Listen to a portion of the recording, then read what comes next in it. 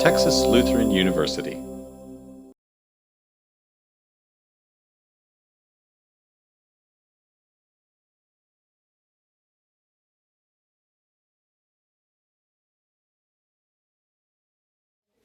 very pleased today to introduce our speaker, Dr. Rick Herrera.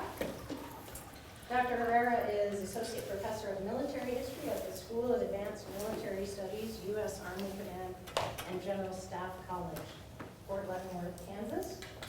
He is the author of For Liberty and the Republic, the American Citizen and Soldier, 1775 to 1861, published by New York University Press just last year in 2015. He is also the author of over 100 oh my God. articles and book chapters on military history. He is now researching and writing a second book, tentatively titled Feeding Valley Forge, the Grand Forage of 1778, about a little-known operation that helped feed the Continental Army while at Valley Forge and saved it from falling apart that winter. He will talk about the genesis of this project, the act of discovery, and the historian's craft. And I would also like to say that without Rick Herrera, I probably wouldn't be here today because he hired me in 2000 and he was still here in charge of the history department. So we're really happy to welcome him back to TLU. So please welcome him. Thanks. It's nice to be back home. It's been a long time, but pulling into the parking lot felt like I was coming home. TLU will always have a good spot in my heart. And I'll stop before I start tearing up. So, hey, let me ask you a question. What's the first thing that comes to mind when I say Valley Forge? Privation. Second? Privation. Okay, what else? Bare feet. What's that? Bare feet. Okay, bare feet. What else?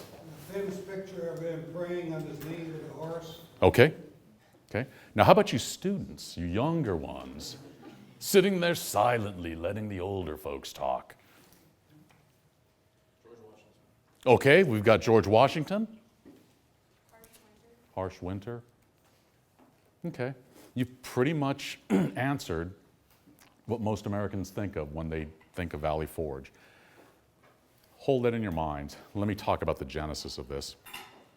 I've been at Fort Leavenworth 10 years now, and before I joined SAMS, the School of Advanced Military Studies, and by the way, I'll only go on for about 40 minutes, and then I'll leave the rest of the time for you to ask questions, and I'll be happy to talk about this, anything else, wherever you'd like to take it. I'm here for you. But when I returned to the Army as a civilian many years ago, before any of you were born, I was an armored cavalry officer, so I'm not the brightest person. In any case, I was building what's called a staff ride, which is essentially a focused study of a campaign or a battle that uses the battlefield or the campaign area to study decision-making, to study the effects of a campaign, terrain, weather. It's also used for team building. The Army uses these in all sorts of fashions. We've been doing them since 1906, so we've done them a little while. In any case, I was building a staff ride for the Philadelphia campaign of 1777, when most of the British Army leaves New York in June, sails around, lands at Head of Elk, Maryland, and then proceeds to go and try and take the American capital at Philadelphia. So I was going to build this thing, and this is great fun. I'm actually an early Americanist, chronologically speaking, although I am a military historian as well. You're in Philadelphia, you've got to do Valley Forge, right? I mean, for us as Americans, that's one of those things. There's a wonderful religious studies professor who was, years ago, he was at University of Wisconsin, Oshkosh. Ed Linenthal. And Linenthal wrote about America's sacred places.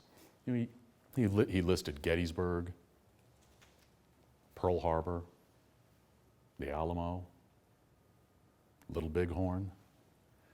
Valley Forge is one of those places. It speaks to us. It's almost this sacred civic place for us Doesn't matter what your beliefs are, even if you don't have any beliefs. It still speaks to you as an American. So you have to do that.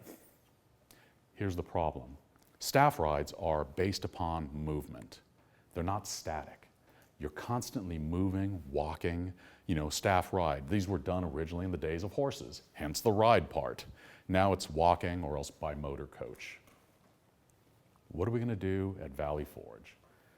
And then I recalled a book that I'd reviewed several years earlier on the Valley Forge winter. How do they feed these guys? So started looking into that, and as I started researching it, and I'm going to conduct this portion of the staff ride at Anthony Wayne's statue, really a wonderful statue there at Valley Forge, and talk about what the Army did to help sustain itself.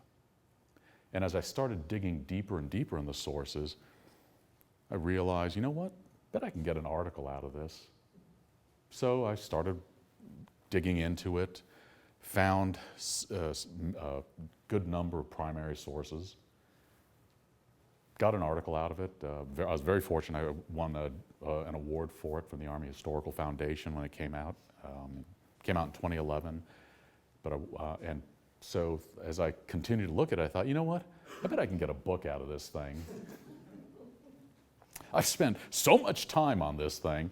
It's like, I think I'm one of the two living experts on this operation.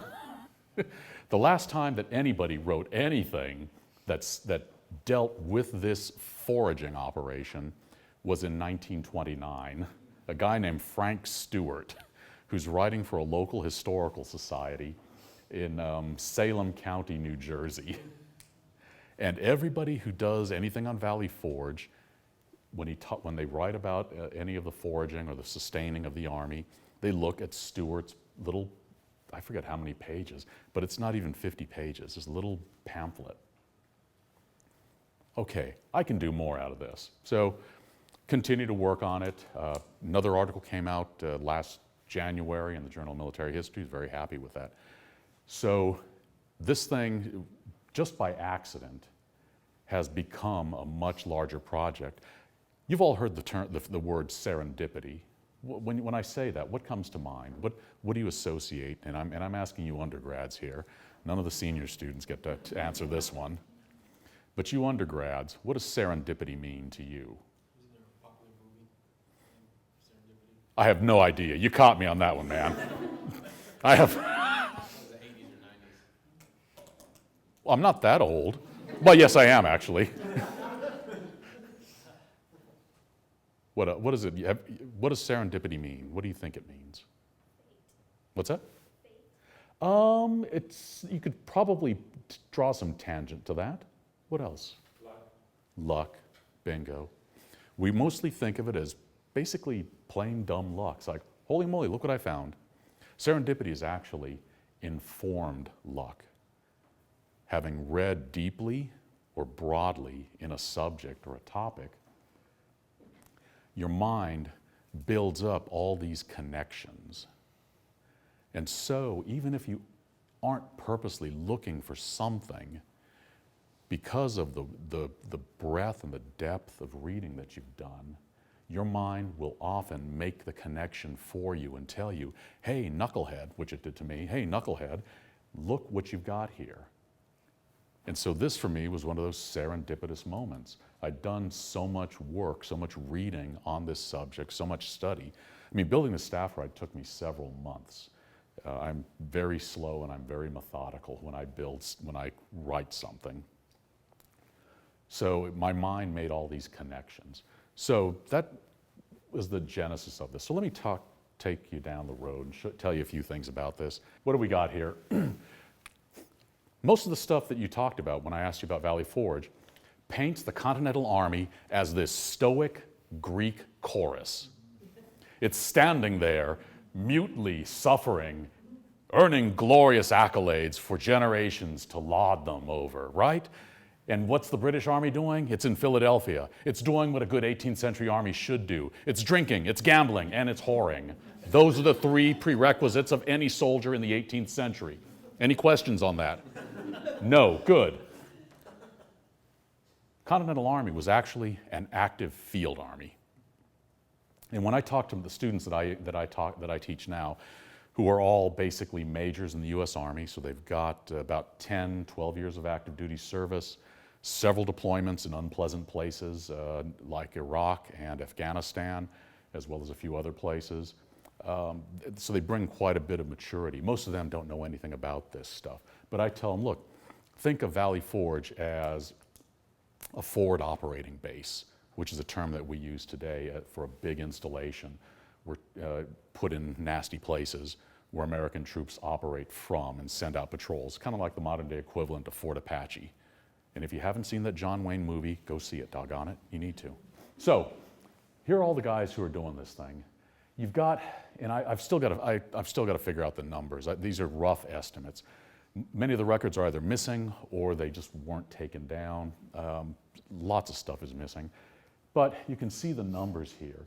You've got a huge chunk of the Continental Army engaged in this one operation to feed the Army. George Washington writes to his most trusted officer, a guy named Nathaniel Greene, who's a Quaker. What do we know about Quakers? Yeah, they're pacifists. Here's a pacifist who's a major general in the Continental Army. So he got the Quaker equivalent of excommunication. You're interested in military things? Bye-bye. He is Washington's right-hand guy. He's his go-to man. If Nathaniel Greene can't do it, nobody can do it. Tells Greene, I need you to take 1,200 soldiers, and Washington's papers give all the information. These are a wonderful resource for historians, and believe me, I have plundered these things for this project. You're going to take, as your second in command, you're going to take Anthony Wayne from Pennsylvania. He knows the area. And what I want you to do is to scour southeastern Pennsylvania like a swarm of locusts. He doesn't use that phrase, but he wants them to scour it and to get everything they possibly can to feed the Army, because Washington was in distress. He was afraid the Army was going to disintegrate. He would have to send it away from Valley Forge, and with that, the British would take control of southeastern Pennsylvania and be able to reestablish the crown, the British Crown's rule. Washington's working against all of this, as you all know. Greene doesn't think it's going to work, but being a good subordinate, he salutes. Gotcha, boss. I'm going to go ahead and take care of this. Goes through. Greene is a tough guy. He catches a couple of Pennsylvanians trying to bring food into British lines. He has them triced up, in other words, strung up on probably a couple of spontoons, which are short spears carried by officers or non-commissioned officers, sergeants at the time. And he orders that they each be given 100 lashes on the bare back. This is in February, by the way, in Pennsylvania. This is mild for that, for that place. So Greene is a tough customer. He writes back to Washington that he hears their cries, but he hardens his heart like Pharaoh. Greene is not about to give in. He's got a job to do, and it's to make sure that the Army lives. He decides, and these are some of the guys that he takes, by the way, and who they work with. So you can see it's a hodgepodge. You've heard the term motley? This is a motley. Here's some of the characters, by the way. George Washington, this is Greene right here. Anthony Wayne, Casimir Pulaski, and Light Horse Henry Lee Jr., who is the father of Robert E. Lee. Who's on the British side? And this thing is not only about feeding the Continental Army. As I'm looking at it, it's like, what's going on with the British Army? This isn't the same British Army that invaded in 1777. It's not doing the same sorts of things that it had done previously. What's happening here? Well, I still don't know. I'm still digging more deeply, and that's part of the fun of being a historian. So who are some of the characters we've got? Well, Sir William Howe, commanding it. This is Captain Andrew Snape Hammond of the Royal Navy, and he commands the Delaware River Squadron. I forget, somewhere in my notes I've got the number of ships and guns it mounts. His one frigate, which is a speedy ship designed for scouting and commerce raiding, carries more guns than the entire Continental Army has. And he's got a smallish ship. And he's got a lot more of them too. And we've also got over here a great hero in Canadian history, and that is John Graves Simcoe, who will later be governor of Canada. He commands the Queen's American Rangers, officered mostly by British regular officers, but also with a large number of loyalists. You know, they're more popularly known as Tories, but these are people who are loyal to the crown. They're not bad guys. This is a civil war. It's not just a revolution. This is a civil war within America. It's a civil war within the British Empire. So you can see here, in the Philadelphia campaign, the Americans had fought pretty well, but they were consistently beaten. That's not a good consistent record that you want. Each time they were beaten, however, the army held together. So these guys are hanging together. What makes a team, an army, hang together after repeatedly being defeated? You know, to me, it's perhaps the cause. I think it probably has a lot to do with George Washington. I mean, he is such a commanding figure, both physically, standing over 6 feet tall, but also his mere presence. You know, this guy looks and acts like a general, what you expect one to. The loss of Philadelphia, not good, but they're going to recover from it. And Washington keeps looking for the next chance to strike at the British. The guy's aggressive. And you don't get that by looking at his paintings. He's a victim of his own success. Washington purposely created this image of a marble man. It's like, don't even come near me. It's like, back off. And it succeeded far too well. And so we're trying to humanize the guy. He's an interesting character. So, Philadelphia, though, symbolic, that's important, but also for economic reasons. This is one of the most important ports in the mid-Atlantic. It's used for shipping grain and cattle, and the Americans need to ship out something in order to get credits from the French, because the French have been supporting the Americans. And, you know, come 1778, the French will then openly ally with the Americans. They will later on bring in Spain. Britain is alone in the world. Nobody wants to help the British because they've managed to annoy everybody in Europe, going back to 1763. But that's another story, and I won't talk about it now.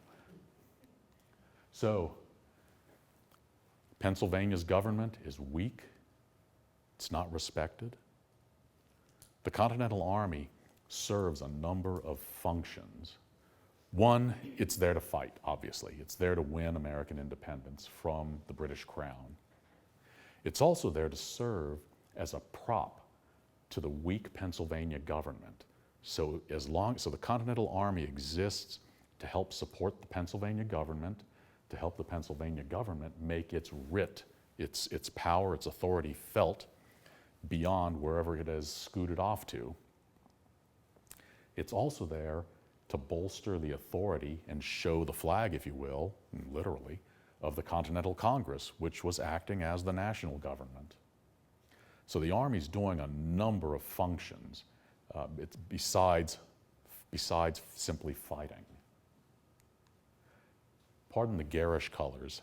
When we do our staff rides at Fort Leavenworth, we typically use 20 by 30 gator board, and we print them out and hold them up, so the brighter the colors, the easier it is for people to see. I'm not going to go over all the movements, but you can see there's a lot of marching going on. By the way, these shoes are all flat-soled. They don't have any ridges or anything, so think about what happens in mud.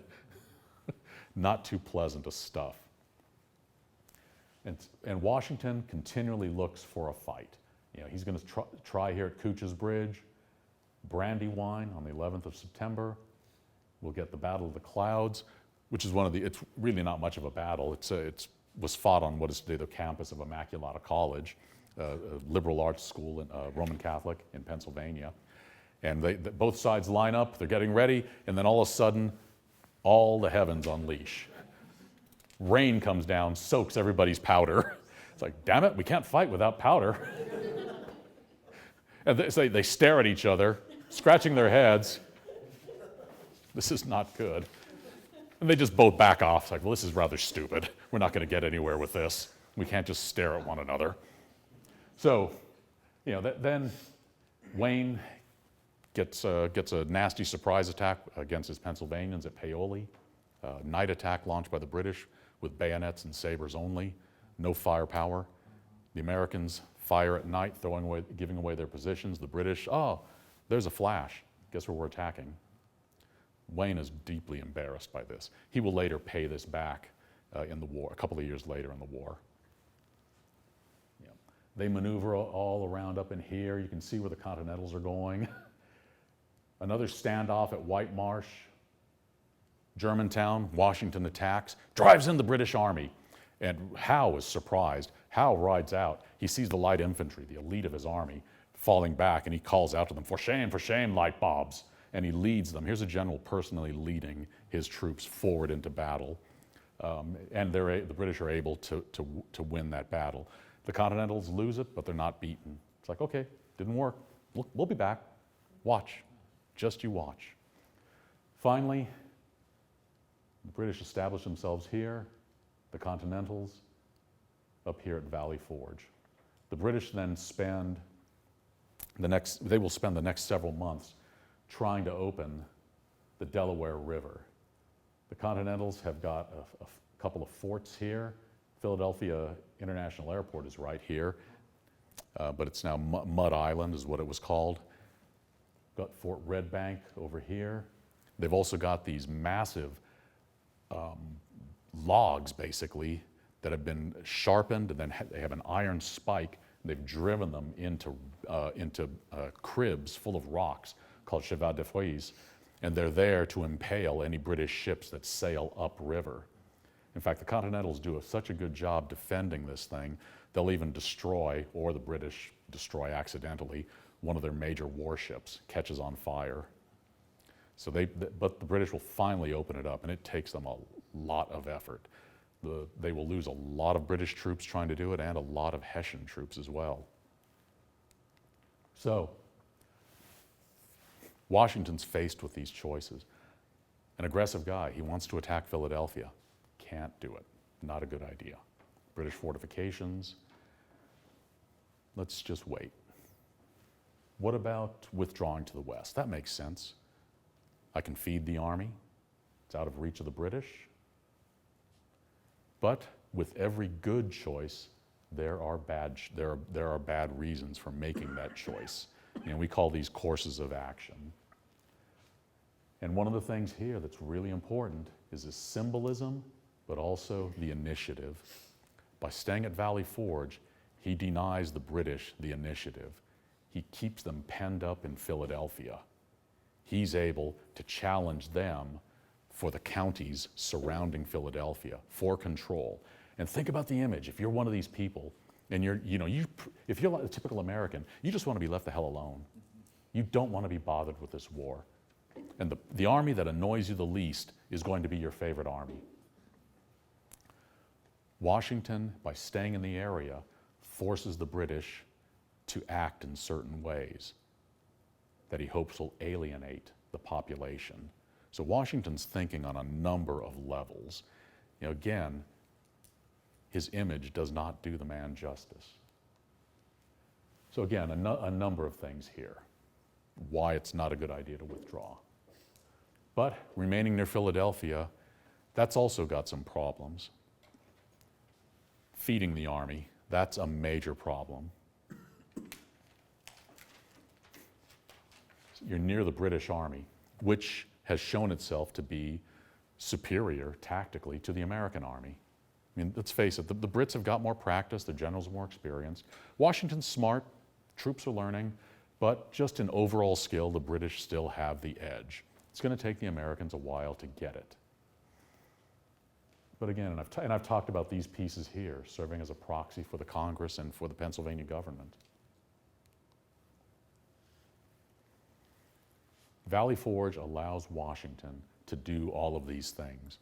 What he does is he's looking at the opportunities, the payoffs, he's also looking at the risks, and he weighs them, and he decides, you know what, even though I'm getting advice from some of my French officers to withdraw to the west, it's safer, this is more important. One thing, and a great historian of early America, Edmund S. Morgan, wrote that Washington's genius, and not genius as an IQ test, but that special thing, that special quality that a human has, Washington's genius was his understanding of power. Part of that is his understanding of the role of the army, that as long as the army survives, the revolution survives. As long as there is resistance to British authority, there's a chance of winning and wearing down their will. Oh, and by the way, please get the French in here too. But no French army, no French navy, no independent US. So keep that in mind, please. All right, here's this area that I was telling you about.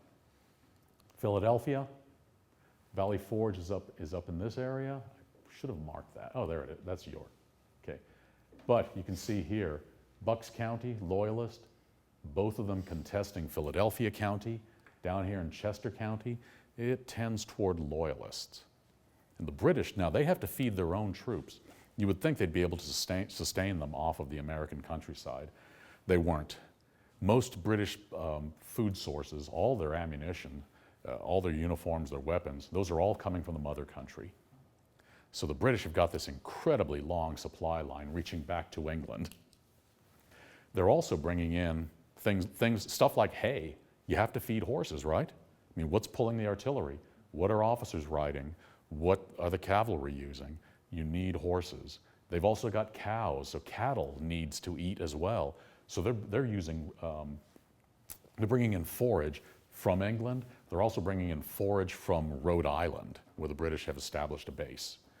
So this is really a complex operation for them. This will give you an idea of the ration consumption. I'm not going to go over all this stuff. And I use this. There's a wonderful work.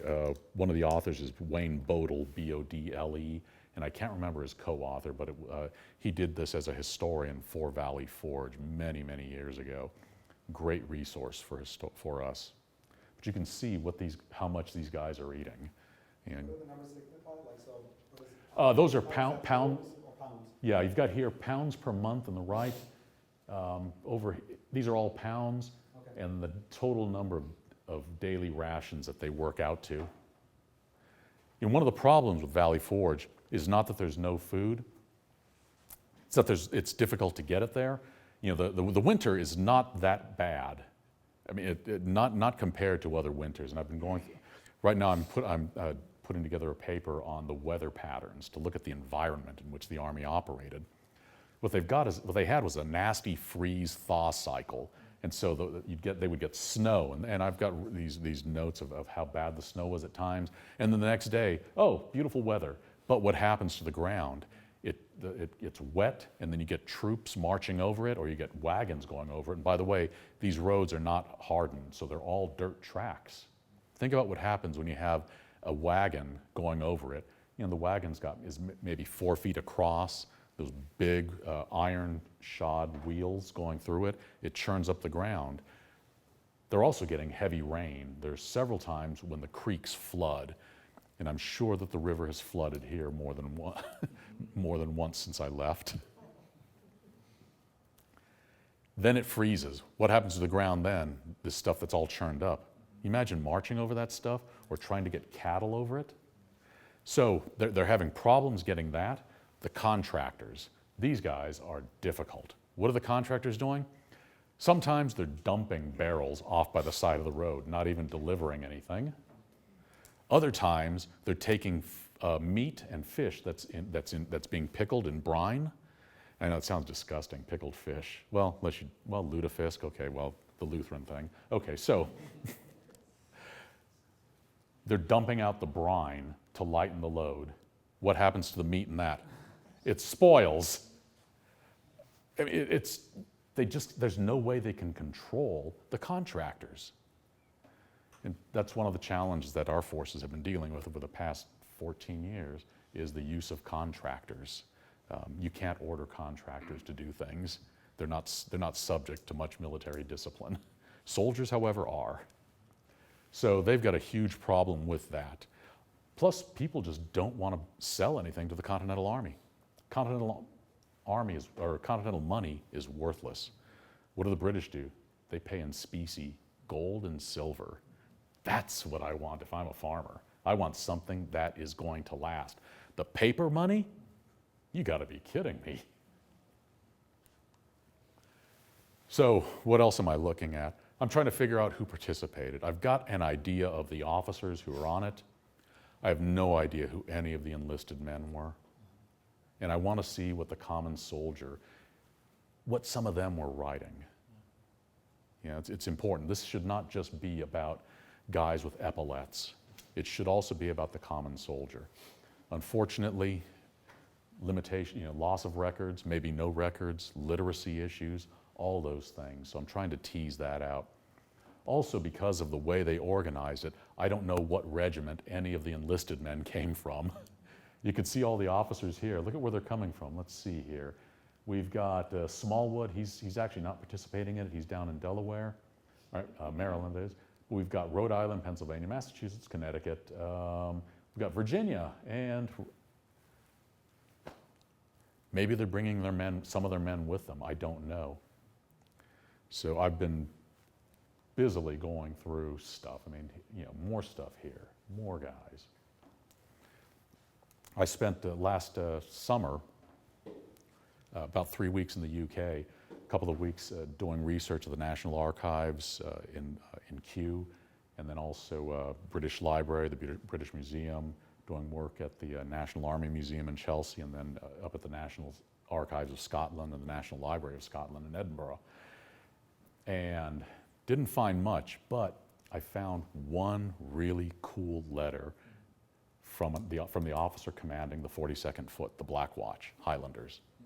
I'd asked the museum of the regiment, hey, where are your records for the 18th century? Sorry, we lost them all. They went down in a shipwreck. Oh, thanks. Which happened all too frequently for the British Army. So I found this one letter, though, and it's giving me something of an insight into the British Army. Again, that's besides serendipity, it's just being too pig-headed and stupid to give up. Keep digging. You keep digging at the sources, and you may find that one thing. So, all right, so where's this forage thing go? You can see here, I'm not going to cover all this, but grain will work his way down. I tell you I'm not going to cover it, and what do? I cover it. Go figure. Typical professor. He'll then cut loose Anthony Wayne with about 300 soldiers. They'll work their way down here to Wilmington, and he meets up fortuitously with John Barry, who commands what remains of the Continental Navy. Barry's one of these really interesting guys. He's been a merchant captain. He's born in Ireland. He now commands what's left of the Continental Navy. They don't have any ships. All they've got are whale boats. So they're rowing around essentially on big rowboats. And Wayne talks to him, hey, look, Captain Barry, I need you to help ferry my guys across to New Jersey. Get us over there. When I'm over there foraging, I would like for you to start destroying marsh hay, so burning hay along the shore to distract the British. Barry's like, yeah, I'm jiggy with that. He didn't say jiggy, but Barry's fine with that. He gets to burn things. And look, let's face it, if you're 14 or you're 40 and you're a man, you like burning things. We just can't help it. We're guys. He's doing that. He's also capturing British supply ships coming up the river, distracting the British. Wayne works his way up. The British finally respond, and they'll send several thousand soldiers to capture Wayne and his 300 merry fellows.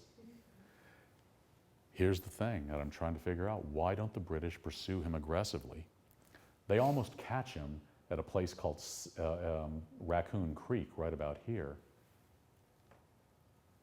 And then they stop.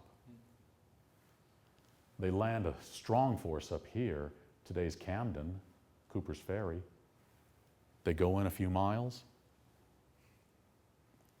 Pulaski launches a rather stupid attack. I mean, this is not the first stupid thing that Pulaski did. The British are astounded. They think, I think there may be more of them, and they fall back. Why were they so timid? I still have to dig more to find this out. Eventually, though, Wayne will do this big circuit, you can see, returns around the 24th of March. The cattle that he brings will help sustain the Army for several more weeks. At the same time, Light Horse Harry Lee, and by the way, you've got some handouts, forgive me for not talking about that, that will, a timeline showing you what's going on all the while that this stuff is happening, as well as some of the locations that it takes place. Lee is working down here, and Lee is just a really, he's one of these really great guys. He's Johnny on the spot, very intelligent, a great observer, sends back these wonderful letters to Washington, good correspondence. So he'll end up sending back several hundred head of cattle. I forget how many, how much swine, but also sheep. He does a really bang-up job sending stuff up, and in part to him. So we've got these three major players, Greene, Wayne, and Lee, who will help the Continental Army live for a few more weeks until they can start getting cattle regularly out of New England. And these cows are taking the long way, trying to avoid British patrols. And it doesn't always work. At one point during this operation, the British will actually snatch a herd of about 130 head of cattle. You know, that could have been put to good use, feeding American bellies. Part of the thing that I do also is I like to see the sites. You know, and I don't think as a military historian, you can't write military history, good military history, unless you walk the ground. Because the ground, for me as a historian, is a primary document. When I lead a staff ride, it's also my classroom. So, you know, we're out in the field, and there's nothing like it. Well, had to walk the ground. This is Billingsport. It's now an oil storage farm in New Jersey. That had once been a loyalist garrison, but there is a sign at least saying that. I'm somehow going to work these photos into the book, just because of the amusement. Cooper's Ferry, so that is the old library, I believe, in the background. That's now Rutgers Camden. Camden, by the way, go there with a friend and don't go there at night. It's not a particularly pleasant or safe city. Me being stupid, I was walking around with a digital camera alone, but nobody ever said historians were that bright or had much common sense. All right, we talked about that. Evesham Meeting House. The New Jersey militia will collect at this point. This is wonderful. I got there. This portion of the building, oh gosh, which side is that? I believe it's this side here, dates to the 17th century. So that was there when my guys were there. Is that cool or what? So this is where the militia collected to start to, as part of this operation. There was an engagement here at Cooper's Creek, one of the places that Pulaski attacked. This is in Camden, not very, as you can tell, this building has seen better days. In case you're wondering what it is, it's a bail bonds place. So there's an engagement that takes place there that the British will withdraw to their ships and then get back to Philadelphia. That pretty much does it. I'm still doing the research and writing. I will be going off to places like New York, back to Philadelphia. I mean, I'm hoping to finish the project by the end of next year, or by the summer of next year, I should say, and finish the writing as well and get it sent off to a publisher. So that's what I've got for you. What can I tell you? John? Didn't the Grand Forage kind of lose the battle for hearts and minds in the area? It did. It did. In fact, Greene, in one letter that he writes back to Washington, says that he's giving out receipts. He wants to compensate people. He realizes that the money's worthless, but he's at least making some effort. People start to hide things. Greene doesn't play around. He has his men search houses, farms, woodlands nearby, and if his men find anything, he seizes it. He says, "Thank you very much for your interest in continental defense. You don't get anything." Light Horse Harry Lee sends back some great reports when he's down in Maryland and Delaware. And he writes about, the term he uses is the disaffected population. He looks in people living near the rivers. He finds large groups of people who are lean toward the British side, people who are angry already at the rebels, the Continentals. He also finds lots of deserters from both armies. So this is a pretty scary place. And Lee, when he goes out, he wants to try and be as fair as possible, but you're going to anger whomever you take stuff from, even if you offer them compensation in worthless Continental dollars. Lee will meet with county officials and also officials of the Delaware Hundreds, and that's actually a medieval term, and you're the medievalist, right? So Delaware still uses hundreds. It's the only place in the U.S., I think, that still uses it. He will meet with some of the elected officials in the hundreds, get tax rolls, and figure out who can best afford to supply the army. And so he'll send out his patrols to go and hit the well-off people first and get stuff from them.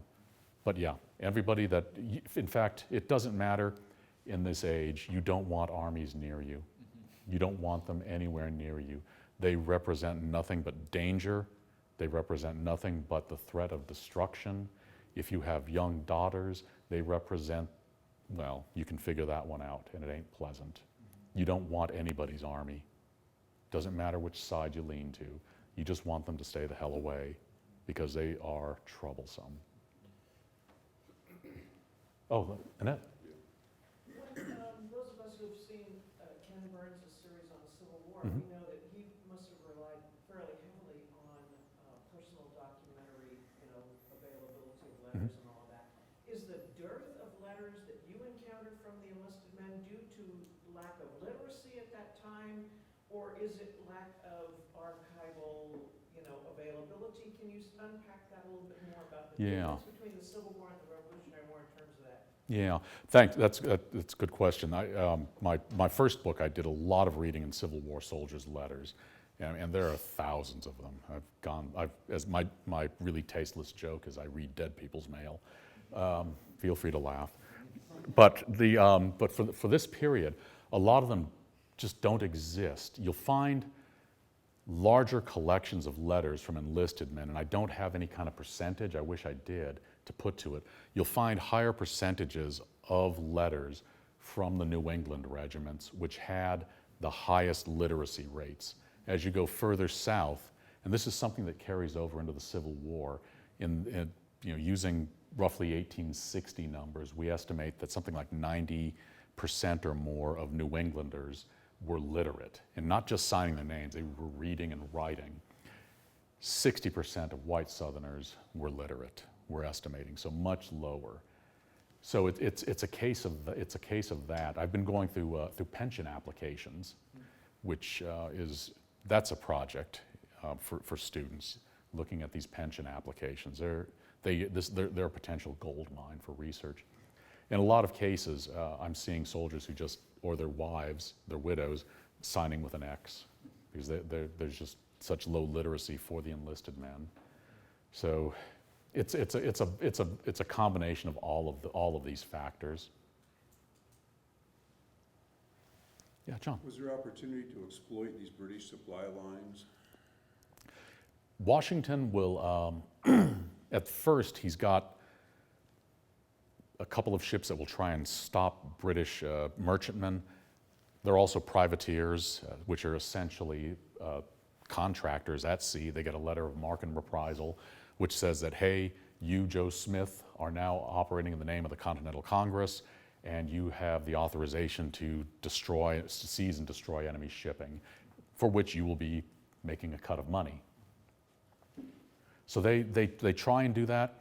But the Continentals they can never muster enough sea power to do much of anything. They're just way too weak to do anything. The big change, and this goes well beyond my project, is going to be when the French Navy enters the scene in 1778. It's French sea power that is one of the key elements in American independence. The French Navy at the Battle of the Virginia Capes, its ability to threaten the British with the fear of invasion, and the British are now fighting a world war. It's no longer a colonial rebellion. We're now fighting a war that's going to be fought in European waters. It's going to be fought at Gibraltar. It's going to be fought in the West Indies. It's going to be fought off the coasts of Africa, off the coasts of India, and along the littoral. This war has expanded. This is not what the British expected or wanted or planned on. But because they're friendless, there's something there. Just because you're the superpower doesn't mean that you can go around acting as you please. You need friends. So if any of you take political office, keep that in mind. Be friendly to other people in other countries. You need them, even if you are number one. The British did not pay attention to that in 1763. Were the French ships considered superior also to the They were. English ships of the day? Yeah, they were.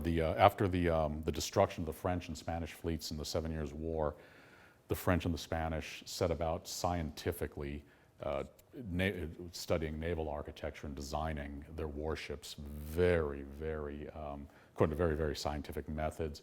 The British tended to be a little more haphazard, and so their ships were better. However, the problem was the French and the Spanish fleets did not take to sea as often as the British, and so the British quality of seamanship, gunnery, their officers was generally far superior to those of the French. Although the French did have their moments. They did have them. Yes, sir. I thought it was very interesting that you pointed out the problems with the contractors, Mhm. because, I mean, I didn't think, when I was in Afghanistan, we had... Who are you with? I was with 10th Mountain Division, my first tour, Okay. 371 Cav, Oh. and then I was with 25th ID, my second tour, where I was hit and retired from there. Mhm. But we had so many problems with the contractors, especially if they were locals. Sure. Not too much with civilians from America or anything, but the local contractors, because Taliban would come, scare them, and they would just take off, Sure. retreat, or they would, unfortunately, many of them were killed. Yeah. So we would lose mail, we would lose our supply line. I mean, one mission we had to go and basically throw what do you call them?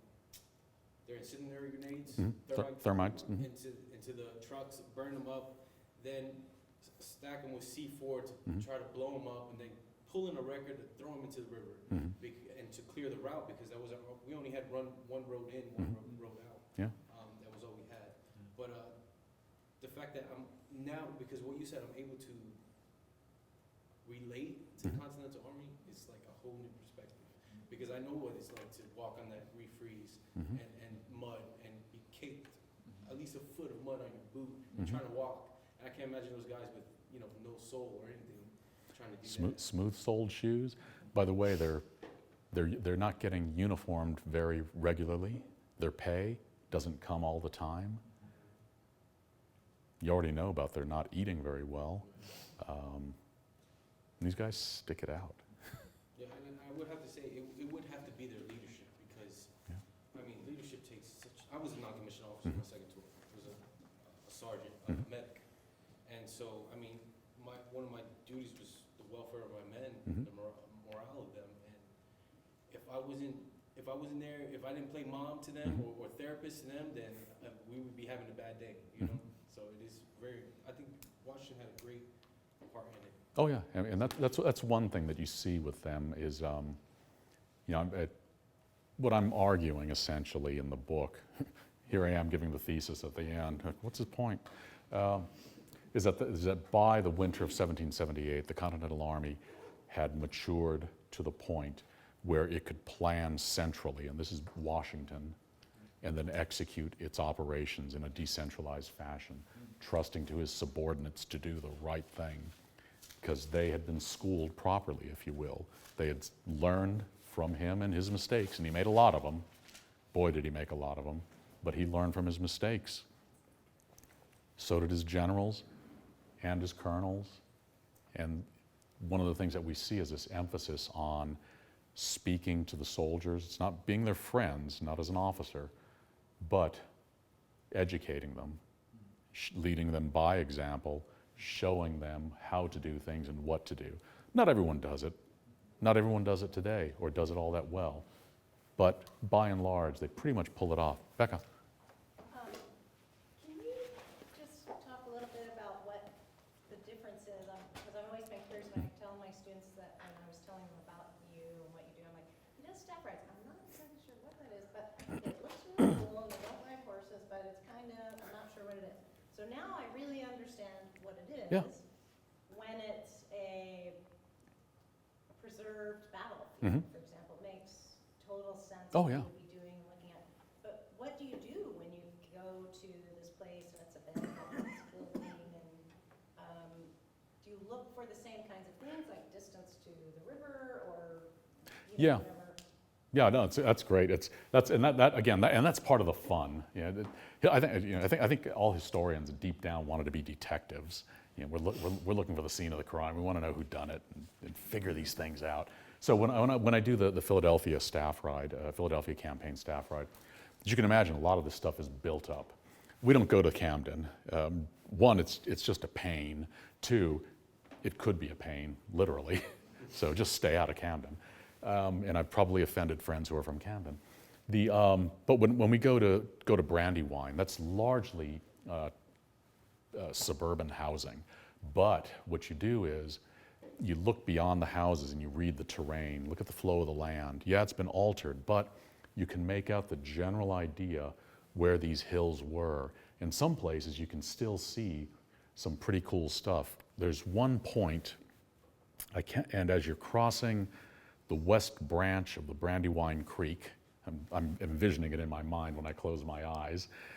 As you cross it, there's now a new house.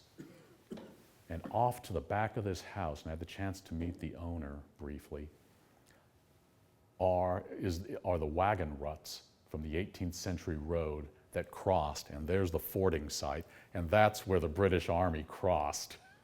I mean, is that cool or what? It is to me. So you walk down that, and you can see the road depression, the old road trace. It's there. Here, in the 21st century, it's still there. And so you continue, you parallel the creek, and you look off to the right, it's still farmland, hasn't been touched.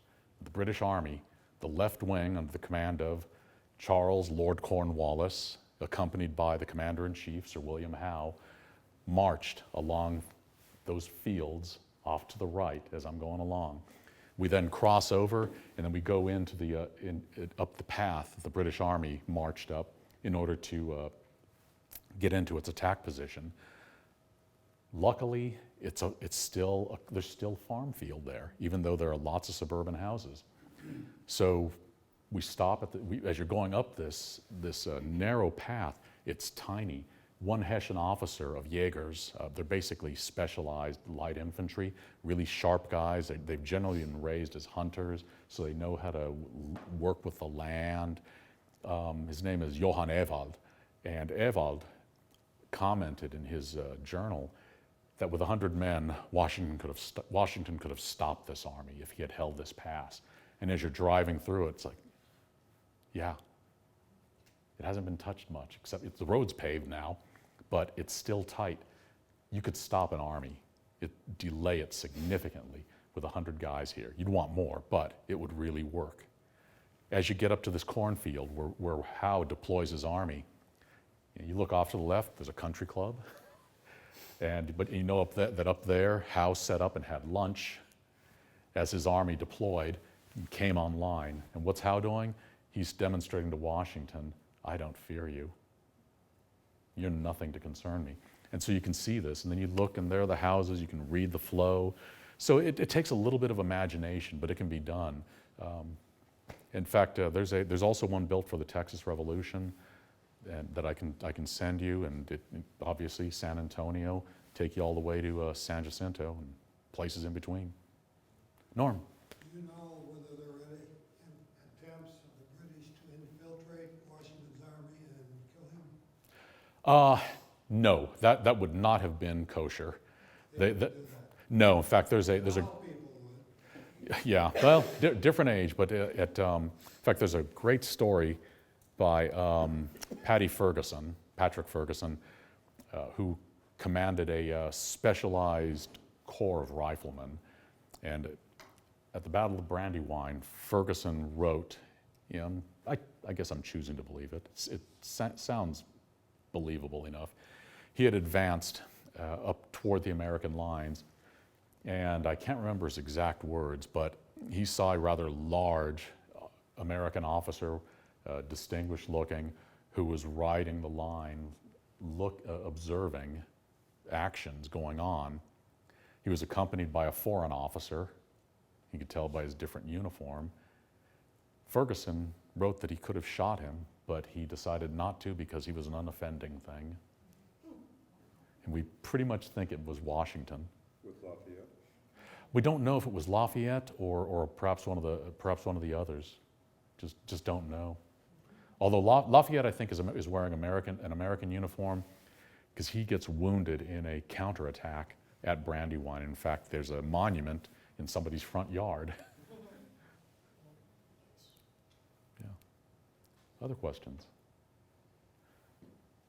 Okay. Well, thanks a lot for your attention. It was really nice coming home.